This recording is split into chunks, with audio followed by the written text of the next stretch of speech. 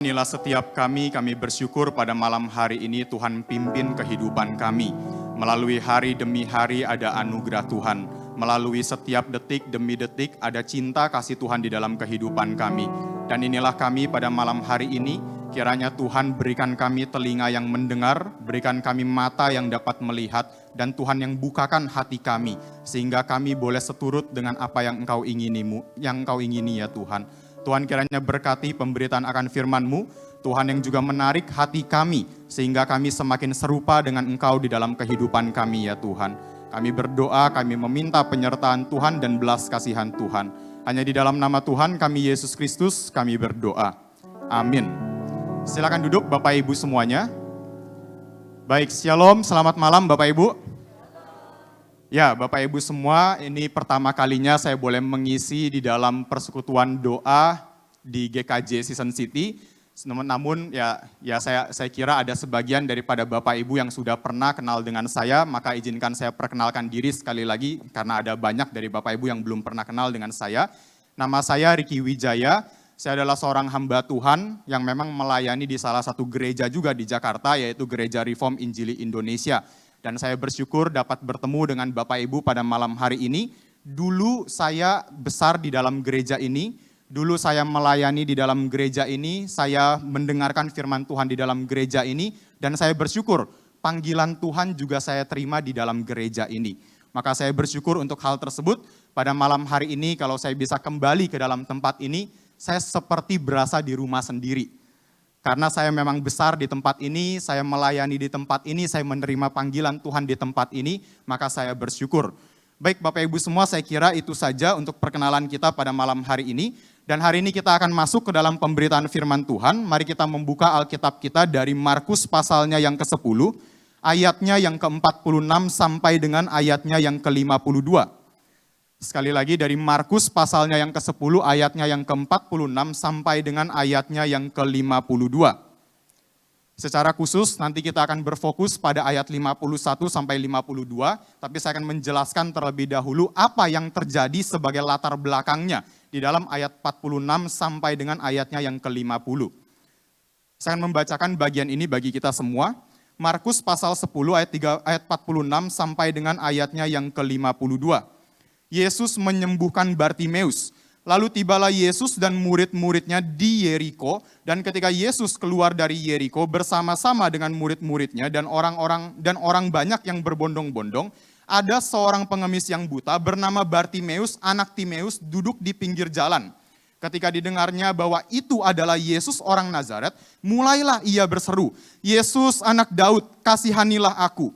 Banyak orang menegurnya supaya ia diam, namun ia semakin keras berseru, "Anak Daud, kasihanilah aku." Lalu Yesus berhenti dan berkata, "Panggillah dia." Mereka memanggil orang buta itu dan berkata kepadanya, "Kuatkan hatimu, berdirilah, ia memanggil engkau." Lalu ia menanggalkan jubahnya, ia segera berdiri dan pergi mendapatkan Yesus. Tanya Yesus kepadanya, ini yang menjadi tema kita pada hari ini, "Apa yang kau kehendaki supaya aku perbuat bagimu?" Jawab orang buta itu, "Rabuni," atau guru maksudnya, "supaya aku dapat melihat." Lalu kata Yesus kepadanya, "Pergilah, imanmu telah menyelamatkan engkau." Pada saat itu juga melihatlah ia mengikuti Yesus di dalam perjalanannya. Ya Bapak Ibu semuanya, siapa itu Bartimeus? Yang pertama kalau kita melihat di dalam bagian ini, Bartimeus adalah seorang pengemis. Dia sedang duduk di pinggir jalan sambil meminta-minta kepada orang yang lewat. Yang berarti secara status ekonomi, dia bukanlah orang yang penting. Secara status ekonomi, dia bukanlah orang yang terpandang, dia bukan orang kaya, dia hanyalah orang yang rendahan secara status ekonomi. Kemudian yang kedua Bapak Ibu, selain daripada miskin dikatakan, Bartimeus adalah seorang yang buta. Bapak Ibu pernah lihat orang buta? Pernah ya, pasti ya. Misalnya ketika kita lagi lewat jalan di satu tempat, lagi jalan di pinggir jalan, kita tahu ada orang buta misalnya sedang duduk meminta-minta dan sebagainya. Kalau pada hari ini kita melihat orang buta, kita paling rasanya itu rasa kasihan. Kita kasihan kepada orang buta ini, kemudian kalau saya bisa bantu, saya akan bantu. Tapi kalau saya nggak bisa bantu, ya sudah, saya tidak akan bantu, saya lewati saja dengan rasa kasihan saya. Sedangkan Bapak Ibu, kalau kita mengerti konteks pada hari itu, yaitu budaya pada hari itu, orang buta bukanlah orang yang patut untuk dikasihi. Orang buta justru dianggap orang yang najis. Sekali lagi Bapak Ibu semua, ada konteks yang berbeda di dalam hari ini dengan zaman pada hari itu. Kalau pada hari ini kita merasa kasihan melihat orang buta, sedangkan pada hari itu mereka tidak kasihan melihat orang buta. Mereka justru menganggap orang buta adalah orang yang najis. Kenapa? Nah ini kita coba lihat, ada dua bagian ayat Alkitab. Yang pertama dari Yohanes pasal 9, Yohanes pasalnya yang ke-9 ayatnya yang kedua. Dari Yohanes pasalnya yang ke-9 ayatnya yang kedua. Kenapa orang buta itu dianggap sebagai orang yang najis? Saya bacakan dari ayat pertama. Waktu Yesus sedang lewat, ia melihat orang yang buta sejak lahirnya.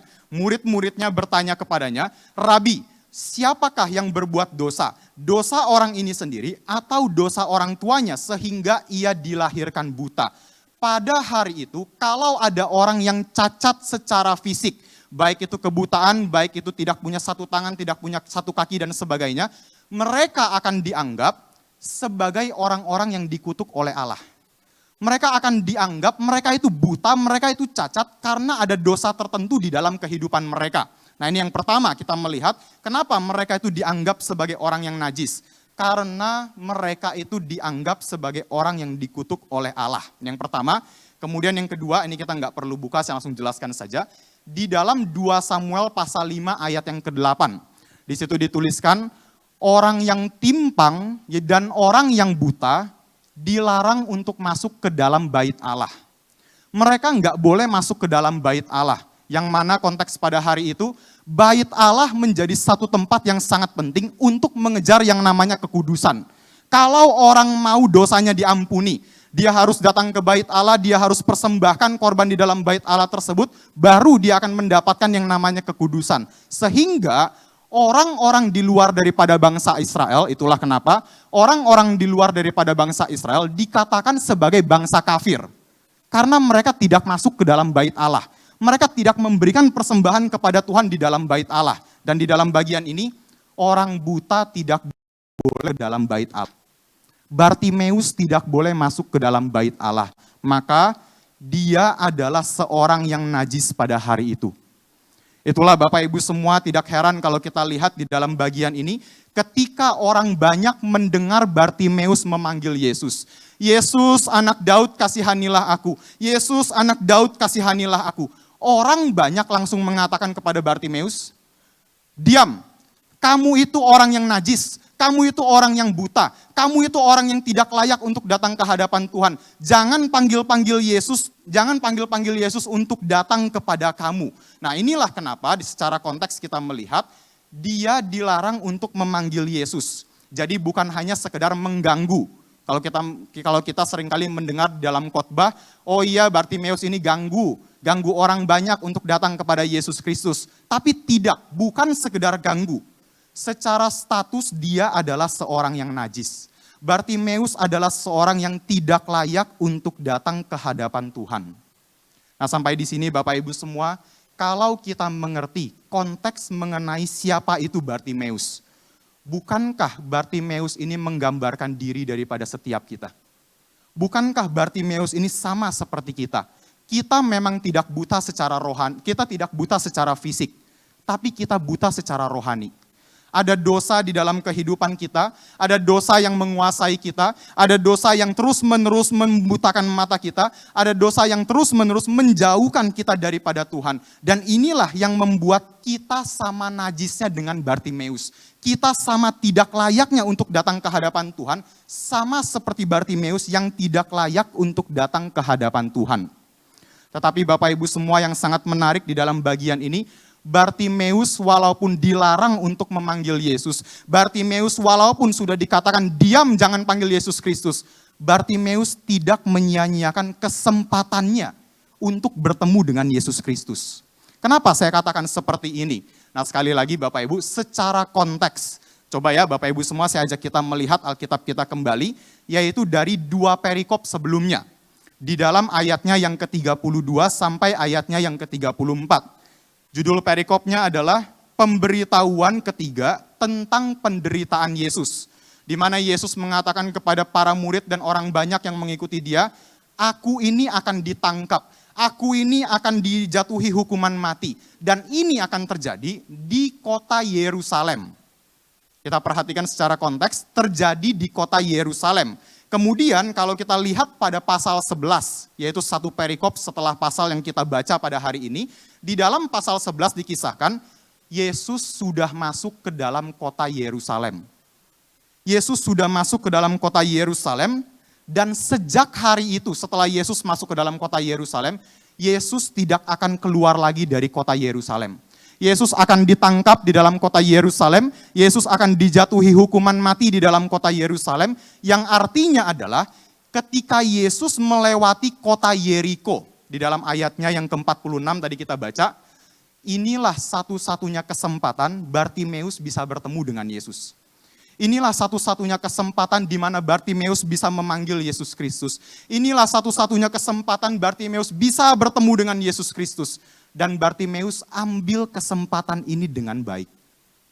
Satu hal Bapak Ibu semua yang perlu kita renungkan di dalam hidup kita. Berapa banyak kesempatan untuk bertemu dengan Tuhan yang sudah kita buang dalam hidup kita. Seringkali Bapak Ibu semua sebagai orang Kristen, salah satu kesalahan yang sering kali kita lakukan adalah kita berpikir kesempatan itu selalu ada.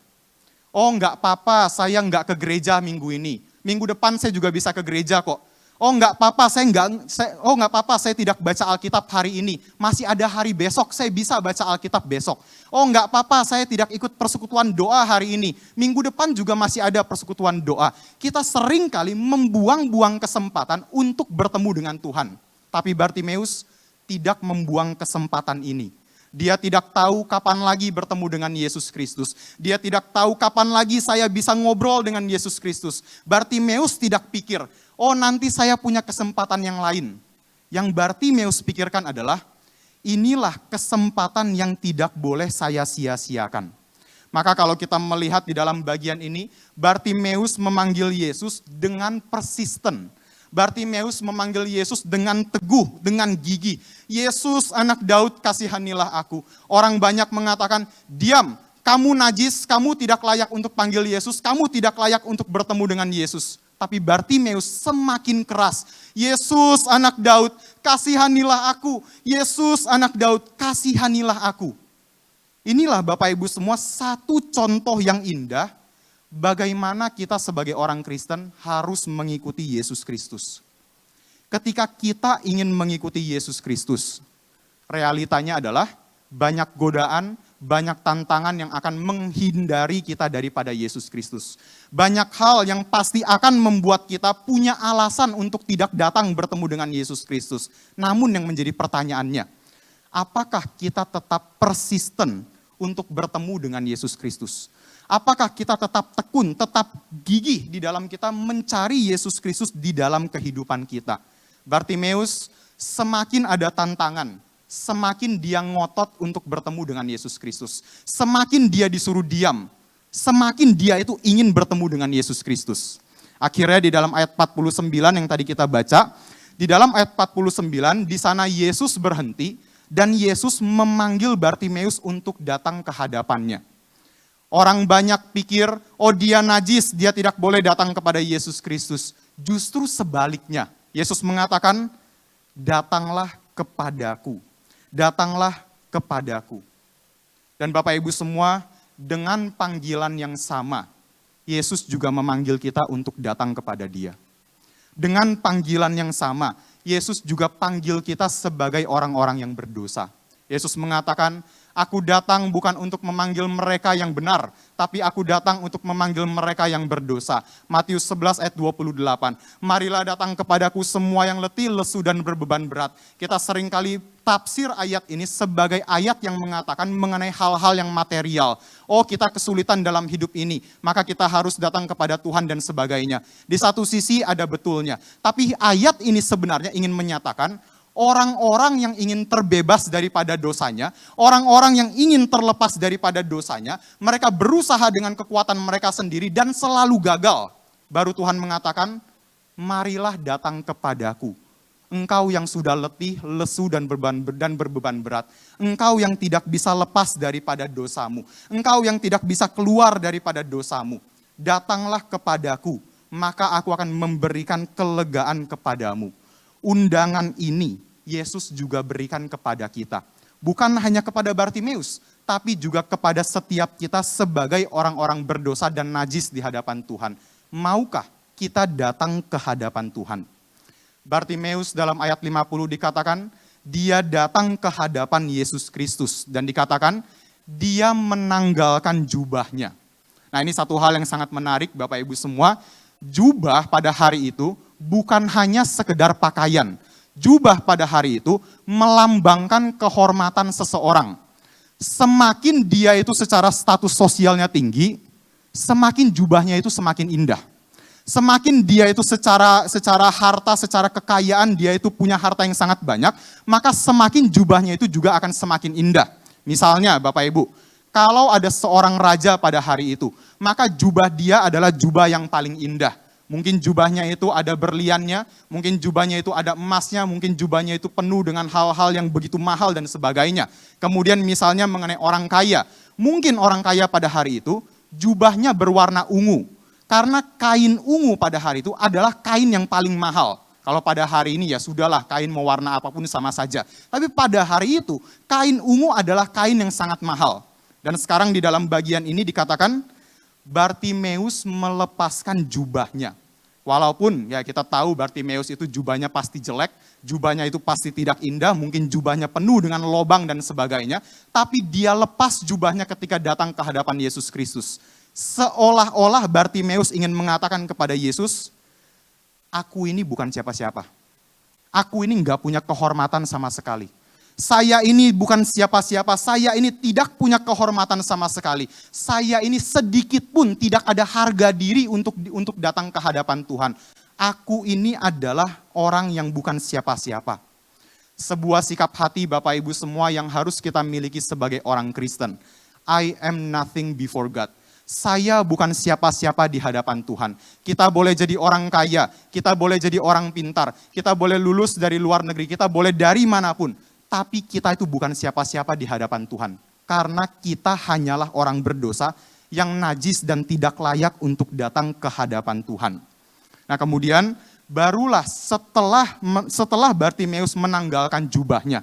Di dalam ayat 51 sampai ayat 52, Yesus bertanya kepada Bartimeus, apa yang kau kehendaki untuk aku perbuat bagimu? Nah ini satu pertanyaan yang sangat menarik Bapak Ibu semua. Coba ya kita sama-sama bayangkan.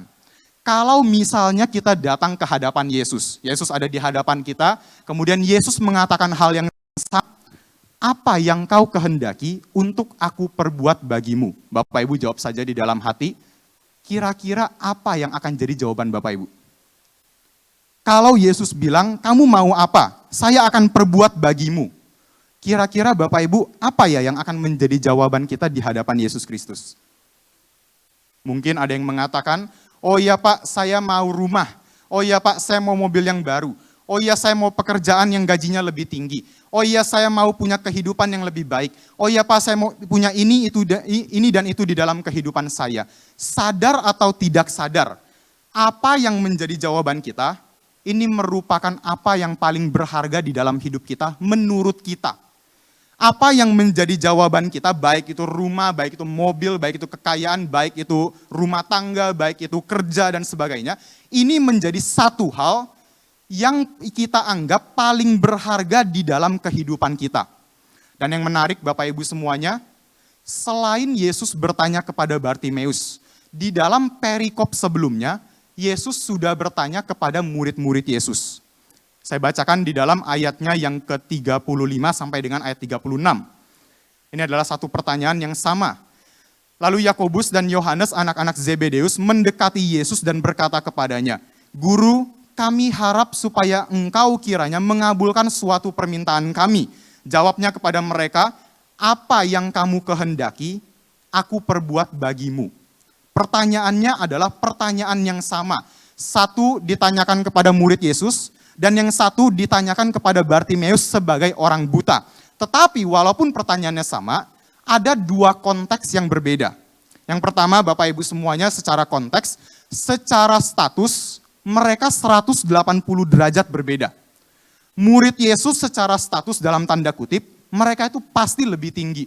Mereka adalah orang-orang yang dekat dengan Yesus Kristus. Mereka orang yang mendengarkan khotbah Yesus Kristus. Mereka orang-orang yang melihat mukjizat demi mukjizat yang Yesus lakukan. Mungkin 24 jam mereka bersama-sama dengan Yesus.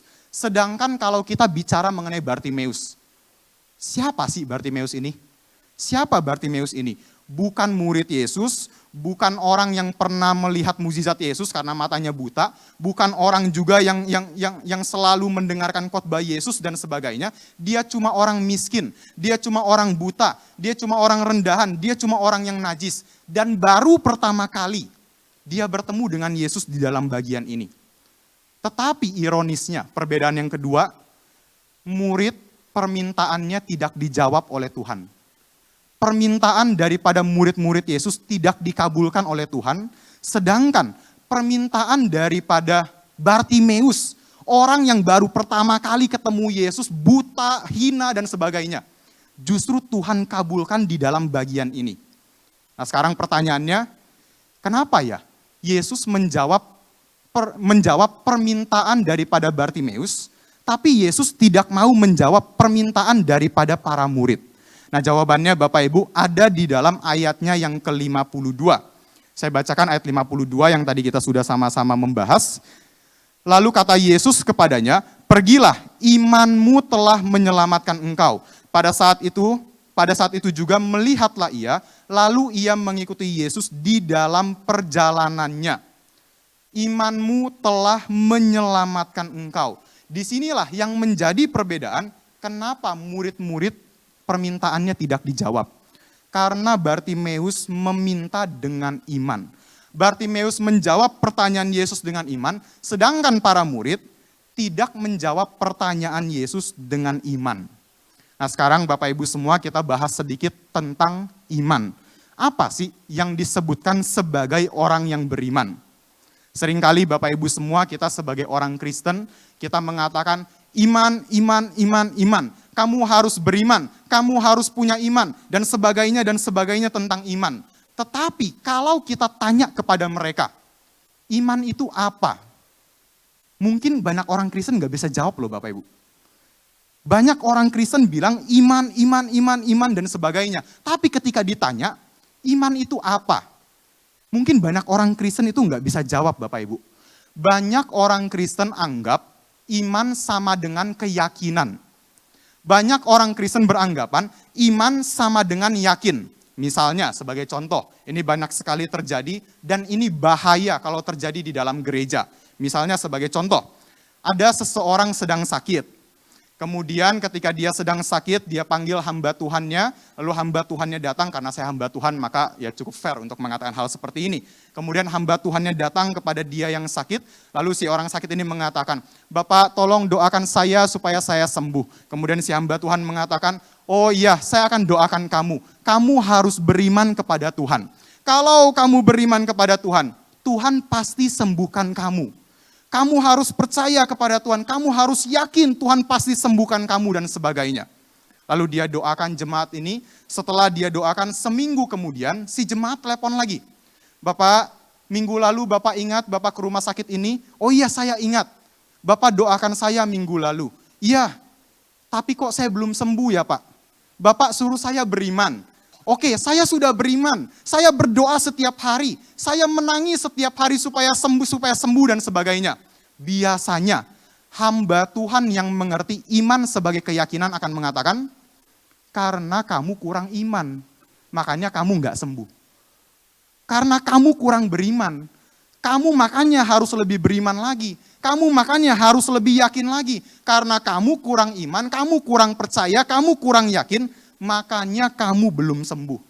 Saya kira Bapak Ibu semua kalau ada jemaat yang dilayani seperti ini, Jemaat ini bukan minta sembuh lagi gitu ya, jemaat ini minta langsung mati saja.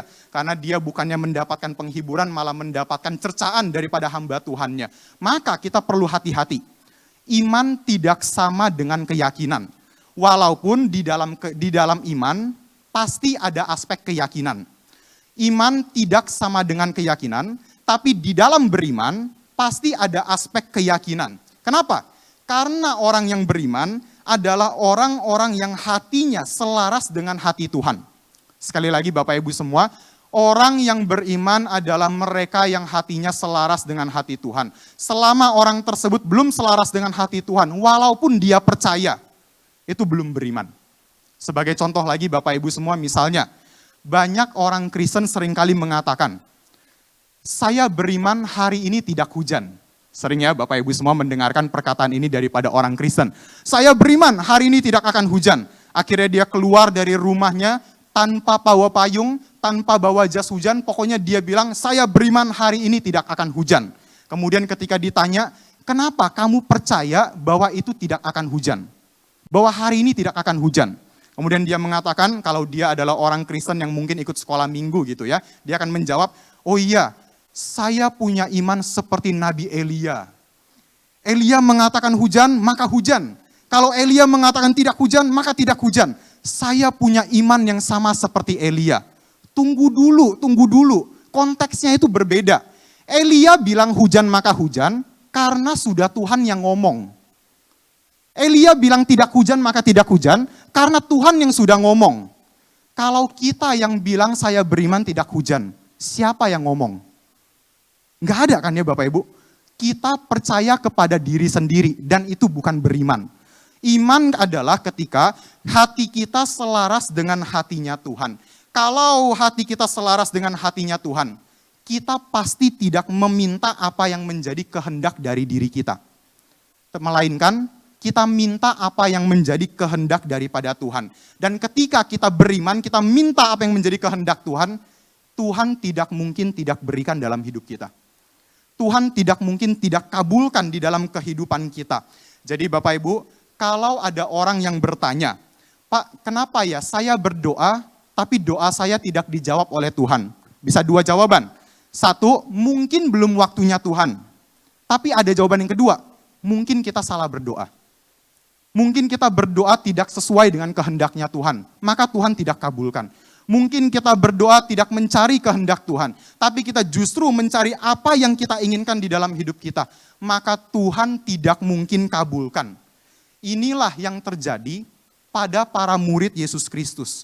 Mereka tidak meminta dengan iman, hati mereka tidak selaras dengan hatinya Tuhan. Apa yang mereka minta? Di dalam ayat 37 saya bacakan, lalu kata mereka, perkenankanlah kami duduk di dalam kemuliaan-Mu kelak, yang seorang lagi di sebelah kananmu, dan yang seorang lagi di sebelah kirimu. Mereka minta untuk duduk di sebelah kiri dan di sebelah kanan Yesus Kristus. Kenapa mereka minta ini? Karena ada pengenalan yang salah akan Yesus Kristus. Pada hari itu Bapak Ibu semua, banyak orang yang beranggapan, yang namanya Mesias adalah raja secara politik. Mereka mengatakan, oh kalau Yesus adalah Mesias, maka nanti Yesus akan menjadi raja atas bangsa Israel dan semua bangsa yang lainnya akan dikalahkan oleh Yesus Kristus. Semua bangsa yang lainnya akan tunduk kepada bangsa Israel, akan taat kepada bangsa Israel. Dan kita tahu, di dalam konteks kerajaan, sekali lagi konteks, tempat duduk di sebelah kiri dan di sebelah kanan. Ini adalah tempat yang paling prestigious. Ini adalah tempat yang paling bergengsi. Ini adalah tempat yang penuh dengan kemuliaan, penuh dengan hormat, penuh dengan kekayaan, penuh dengan pujian. Dan ini yang dikejar oleh murid Yesus Kristus.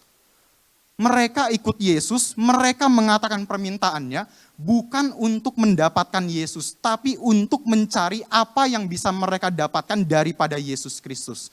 Lihat Bapak Ibu semua, mereka meminta dengan keinginan diri mereka sendiri. Maka Yesus katakan, tidak. Itu tidak akan terjadi di dalam kehidupanmu. Itu tidak akan saya kabulkan di dalam kehidupanmu. Nah sekarang kalau kita kembali kepada kisah Bartimeus. Pak, tunggu dulu Pak. Bapak bilang orang yang minta untuk keinginannya tidak akan Tuhan kabulkan. Bukankah Bartimeus dalam bagian ini, dia minta sesuai keinginannya, Pak? Dia kan buta. Ya wajar dong kalau dia itu minta bisa melihat. Kalau misalnya orang buta dia minta supaya ya misalnya bisa ngomong, ya ngapain? Karena dia sudah bisa ngomong. Orang buta pasti akan meminta supaya dia bisa melihat. Kenapa Bapak katakan permintaan dari Bartimeus ini adalah permintaan yang sesuai dengan hatinya Tuhan? Nah, ada dua hal Bapak Ibu semua di dalam bagian ini. Kenapa saya katakan Bartimeus meminta sesuai dengan kehendaknya Tuhan? Yang pertama, dari ayatnya yang ke-47. Yaitu ketika Bartimeus memanggil Yesus, Bartimeus memanggil dengan sebutan Yesus anak Daud. Ini satu perkataan yang sangat luar biasa Bapak Ibu. Seringkali kita baca bagian ini kita lewati begitu saja. Padahal Yesus anak Daud ini perkataan yang sangat penting. Kalau kita lihat pada hari itu banyak orang yang tidak mengerti siapa Yesus. Misalnya di dalam Matius pasalnya yang ke-16, di situ dituliskan bagaimana banyak orang yang mengira Yesus ini Yohanes Pembaptis. Yesus ini adalah Nabi Elia. Yesus ini adalah salah satu daripada nabi di Israel. Tetapi di dalam bagian ini, Bartimeus justru mengatakan, Yesus engkau adalah anak Daud. Dia kenal dengan sungguh-sungguh siapa itu Yesus Kristus. Yesus adalah anak Daud. Ini menjadi satu sebutan yang sesuai dengan nubuatan di dalam perjanjian lama. Bahwa memang Sang Mesias, Sang Juru Selamat, Sang Penolong satu-satunya akan datang dari keturunan Daud. Maka ketika Bartimeus mengatakan Yesus anak Daud, dia tahu inilah Mesias yang sejati. Inilah Mesias yang menjadi penolong satu-satunya. Inilah Juru Selamat satu-satunya di dalam dunia ini. Dengan kata lain, berbeda dengan para murid, Bartimeus mengenal bahwa Yesus itu satu-satunya penyelamat di dalam kehidupannya. Dan inilah Bapak Ibu semua yang menjadi dasar daripada iman Bartimeus. Orang yang tidak mengenal Tuhan tidak bisa disebut sebagai orang beriman. Dia mau yakin seperti apapun, tapi tidak mengenal siapa itu Yesus Kristus. Tidak mungkin dia adalah orang beriman. Kalau mau beriman, harus mengenal siapa itu Yesus Kristus. Harus terlebih dahulu sadar siapa itu Yesus Kristus di dalam kehidupannya. Inilah Bapak Ibu semua yang dimiliki oleh Bartimeus. Dia kenal siapa itu Yesus Kristus, maka dia beriman kepada Yesus Kristus. Kemudian alasan yang kedua, Yesus kabulkan permintaan Bartimeus di dalam bagian ini, karena Bartimeus ingin melihat bukan hanya secara fisik, tapi juga secara rohani. Kita bayangkan Bapak Ibu semua di dalam kejadian pada hari itu, ketika Yesus panggil Bartimeus, kemudian Bartimeus ada di hadapannya dan Yesus bertanya, apa yang engkau kehendaki supaya aku perbuat bagimu? Lalu dia mengatakan, Rabuni supaya aku dapat melihat. Ketika dia bisa melihat, apa yang pertama kali dia lihat? Dia lihat Yesus Bapak Ibu. Yang pertama kali dia lihat hari itu adalah Yesus Kristus. Dan sejak hari itu, ketika dia sudah bisa melihat, statusnya itu diubahkan. Dari yang tadinya orang najis, dari yang tadinya dianggap sebagai orang rendahan, tidak berguna, tidak layak untuk datang ke hadapan Yesus Kristus, sekarang justru menjadi orang-orang yang dipulihkan dan bisa melihat kepada kemuliaan Allah. Sama seperti kita Bapak Ibu semuanya, kita dulu adalah orang yang berdosa. Kita dulu adalah orang yang tidak layak untuk datang ke hadapan Tuhan. Tapi setelah Kristus menyelamatkan kita, setelah Kristus mati di atas kayu salib, barulah kita bisa melihat kemuliaan Tuhan. Barulah kita bisa datang kepada Tuhan. Barulah status kita yang tadi sebagai orang yang najis, sekarang kita menjadi anak-anak Allah. Kita menjadi anak kesayangannya Tuhan. Kita menjadi umat kepunyaannya Tuhan. Umat yang sangat berharga. Bahkan Tuhan mengatakan sama seperti biji mataku. Umatku adalah biji mataku. Kita adalah biji matanya Tuhan. Karena Tuhan sudah tebus kita. Karena Tuhan sudah layakkan kita untuk datang ke hadapannya. Karena Tuhan sudah memberikan salib untuk kita di dalam kehidupan kita. Oleh karena itu Bapak Ibu, akhirnya di dalam ayat 52, setelah Bartimeus itu bisa melihat, dia pakai mata yang sudah Tuhan sembuhkan tadi untuk berjalan mengikuti Yesus Kristus. Di situ dituliskan, pada saat itu juga melihatlah ia, lalu ia mengikuti Yesus di dalam perjalanannya. Dia pakai matanya bukan untuk melihat yang sembarangan. Dia bukan pakai matanya hanya untuk kesenangannya. Dia pakai mata yang sudah disembuhkan tersebut untuk berjalan mengikuti Yesus Kristus. Bukankah ini sesuai dengan kehendak Tuhan? Bukankah ini yang Tuhan inginkan? Dan bukankah ini alasan kenapa Tuhan mengabulkan permintaannya? Karena memang dia meminta dengan iman. Hatinya selaras dengan hati Tuhan. Dia pakai apa yang Tuhan sudah berikan dalam kehidupannya untuk mengembalikan itu bagi kemuliaan Tuhan. Maka Bapak Ibu semuanya, bagi kita sebagai orang-orang Kristen, biarlah kita bersama-sama boleh bertumbuh, semakin hari semakin mengenal Tuhan. Baru kita bisa dikatakan sebagai orang yang beriman. Tanpa mengenal Tuhan, tidak bisa kita menjadi orang yang beriman. Kemudian di dalam permintaan-permintaan kita bukan berdoa sekedar untuk apa yang kita inginkan. Orang yang beriman meminta apa yang sesuai dengan kehendak Tuhan. Meminta apa yang selaras dengan hati Tuhan. Pasti Tuhan akan berikan dalam hidup kita. Pasti Tuhan akan mengabulkan apa yang kita minta dan sesuai dengan kehendak daripada Tuhan. Untuk apa? Untuk hidup berjalan mengikuti dan memuliakan nama Tuhan.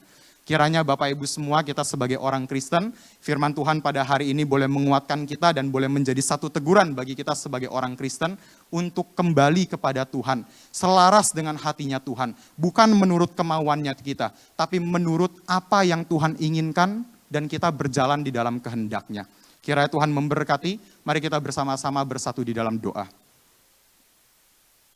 Tuhan, kami datang kepadamu, kami bersyukur untuk anugerah-Mu di dalam hidup kami. Kami melihat bagaimana karya yang terbesar itu sudah terjadi di dalam hidup kami ya Tuhan. Kami bukan ditebus dengan emas dan perak. Harta kami sebanyak apapun tidak bisa menyelamatkan kami. Tapi ketika kami melihat salib-Mu yang begitu agung, salib-Mu yang begitu mulia, tapi dihinakan oleh banyak orang. Itulah yang memberikan kemenangan bagi setiap kami ya Tuhan. Maka biarlah ketika kami datang ke hadapan-Mu, ketika kami boleh mengatakan kami orang Kristen, kami orang percaya, kami mau menjadi pengikut Yesus, biarlah hati kami selaras dengan hati-Mu ya Tuhan. Biarlah hati kami seturut dengan hati-Mu ya Tuhan. Biarlah ketika Tuhan memberikan segala sesuatu dalam hidup kami pakai untuk memuliakan nama-Mu ya Tuhan. Tuhan pimpinlah hidup kami, Tuhan pakailah hidup kami sesuai dengan kehendak-Mu, sesuai dengan panggilan yang Tuhan berikan kepada kami.